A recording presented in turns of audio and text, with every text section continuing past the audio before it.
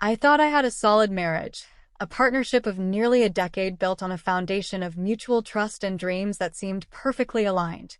We had the house, detailed plans for the future, that comfortable routine that many seek and few achieve. Life was good, it was secure. At least that's what I thought, until I discovered that my husband's career, the very pillar that supported not only our finances but also much of our identity as a couple, was a complete and elaborate farce. The initial shock didn't come from learning he had been fired. The truth, far darker and more complex, was that he never even had the job I believed he had been religiously holding for the past 5 years. And that revelation, as devastating as it was just the beginning, the first domino that would bring my entire reality crashing down. My husband, whom we'll call Marcos, had always been my safe harbor, or so I believed. We met in the idealistic days of college, and since then, our journey had seemed a natural and inseparable progression. About 5 years ago, he came home with a sparkle in his eye, proudly announcing that he had landed his dream job, a coveted management position at a reputable tech company. The salary was more than generous, the benefits were incredible, and I couldn't have been prouder. I celebrated his success as if it were my own, because, in my mind, we were a single unit. Our life, from that point on, leveled up. With the new financial security, we bought a bigger house in a better neighborhood and began to fill our passports with stamps from trips that once seemed distant. I felt invulnerable, protected by a stability that seemed unshakable.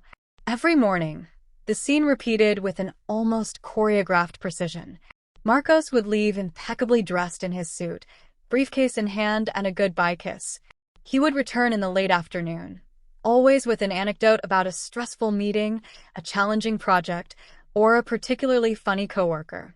I lived vicariously through his stories, organized our social life around the company events he mentioned, and saw myself in the role of the dedicated wife, the one who provides the necessary support for her husband to shine in his career. I was proud of that. The first crack in this perfect facade appeared 3 months ago. Marcos came home much earlier than usual, his face pale, his posture bent under a weight I had never seen before. In a choked voice, he told me he had been fired. A massive cut at the company, an unexpected restructuring, and he, along with many others, had been let go. My heart broke for him, for the pain and humiliation I imagined he was feeling. Immediately, my protection mode was activated.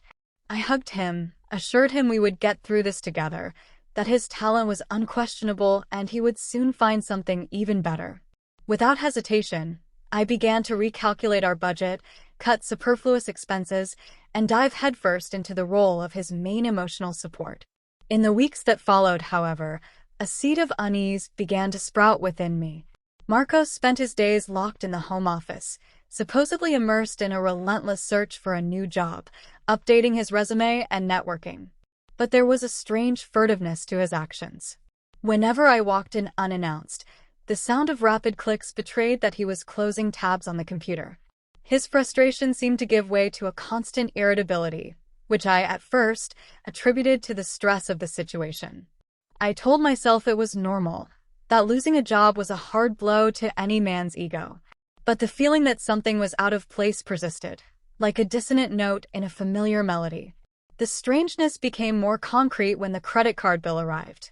Analyzing the expenses for our new crisis budget, my eyes stopped on a series of charges that made no sense at all.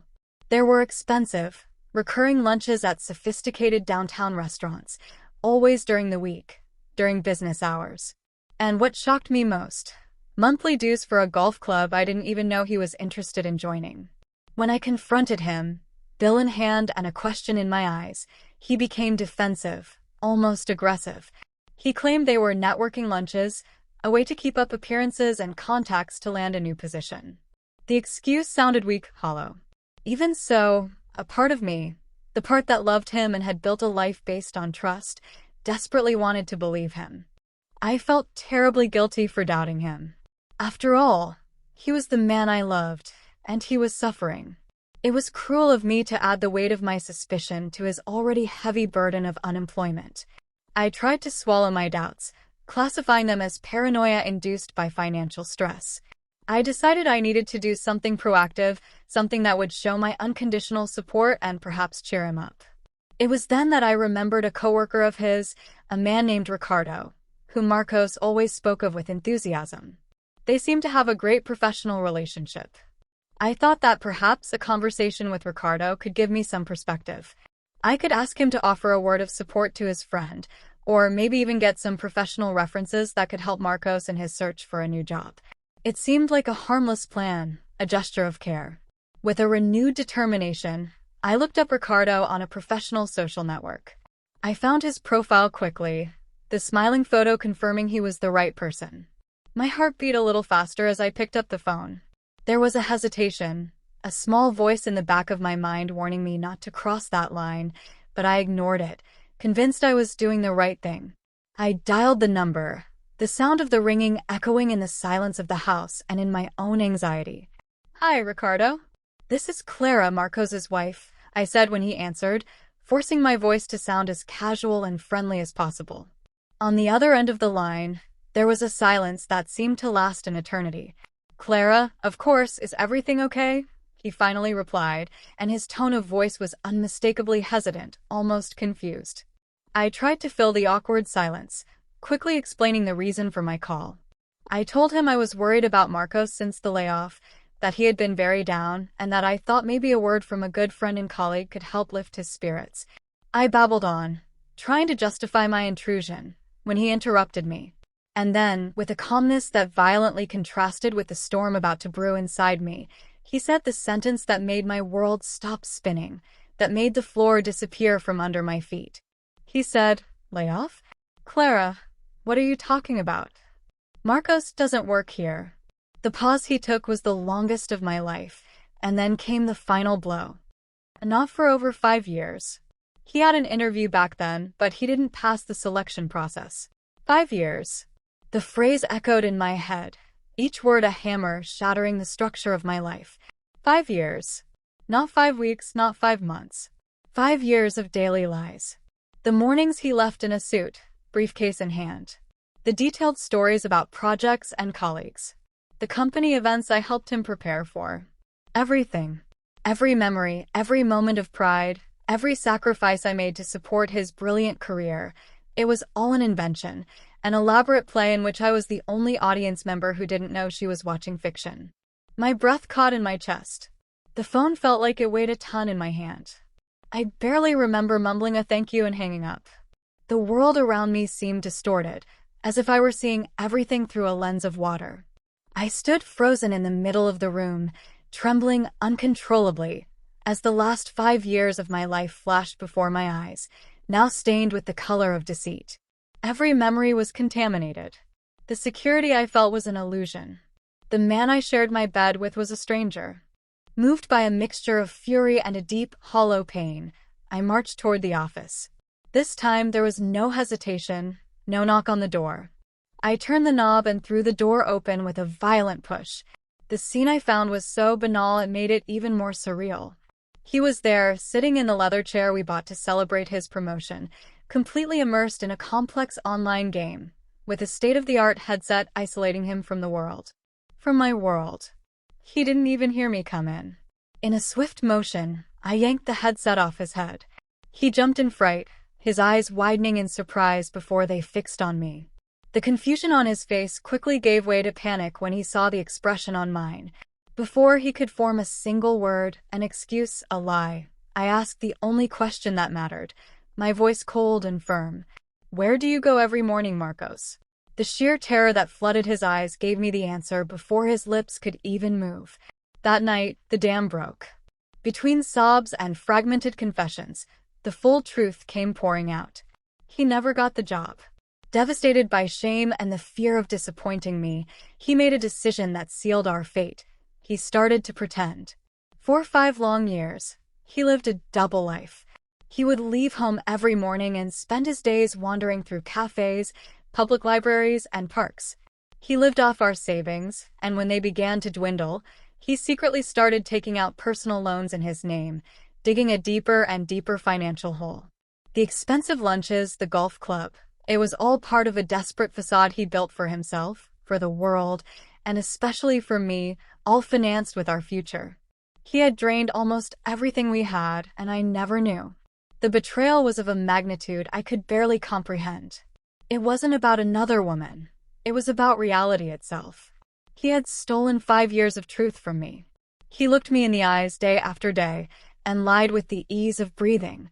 He allowed me to sacrifice my own career ambitions, to put my dreams on the back burner, to support him on a journey that never existed.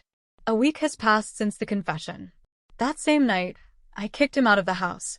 There were no more screams, no more arguments. I was operating in a state of numbness, an emotional vacuum where the pain was so great it became an absence of feeling. He sent me dozens of messages, long, desperate texts, begging for forgiveness, insisting he did it all for love, out of a paralyzing fear of disappointing me. But what kind of love is built on a foundation of lies? How can there be love when the truth is treated as an enemy to be avoided at all costs? My first actions were pragmatic. I hired a divorce lawyer and, on his recommendation, a forensic accountant. Their task was to dive into the financial abyss Marcos had created. Every day brought a new and terrible revelation about the extent of the debt. I feel like I'm not just divorcing a man. I'm divorcing an entire life that, in the end, was never real. I'm dismantling a house of cards, piece by piece, and trying to find solid ground to stand on again. It feels like I have to reintroduce myself to myself, because the woman I was last week no longer exists. 8 months have passed. The divorce was finalized. A bureaucratic end to a chapter of pain and confusion. The house, the symbol of our fabricated life, was sold to cover most of the astronomical debts he left behind. With the little that was left, I moved into a smaller, simpler apartment, but it is entirely mine, a sanctuary of honesty. It's closer to my new job. Yes, I got a job.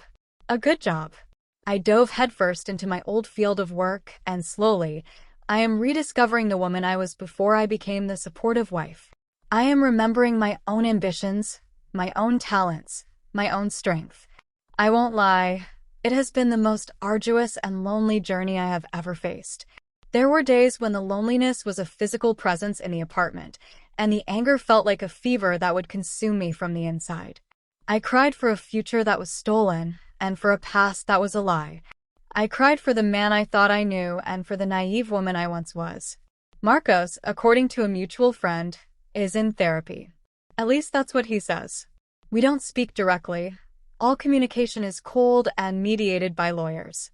Sometimes late at night, I still catch myself wondering how a person can sustain a lie of that magnitude for so long, deceiving the person closest to them. But then I force myself to stop, because that question no longer matters. The search for his motivations is a maze with no exit. What really matters is that I survived. I rose from the ruins of a foundation of lies and, with my own hands, began to build something real. Something just for me. The pain of the betrayal hasn't completely disappeared. It still shows up like a ghost, in unexpected moments. A scent, a song, a street corner that reminds me of a happiness I now know was false. But the pain no longer defines me. Now, when I look in the mirror, I see beyond the scars. I see strength. I see resilience. I see a woman who was deceived in the cruelest way, but who refused to remain broken. I see a woman who learned the hard way that the only true security is the one we build within ourselves. Trust is like a mirror. Once it's broken, you can try to glue the pieces back together, but the reflection will never be the same. It will always show the cracks. My story is a painful reminder that sometimes the greatest and most devastating betrayals don't come from obvious acts like infidelity, but from a calculated silence and a web of small, daily lies that trap us without us even realizing it. And the liberation, though terrifying, is the first step to finding the truth, not about the other person, but about who we are and the strength we never knew we possessed.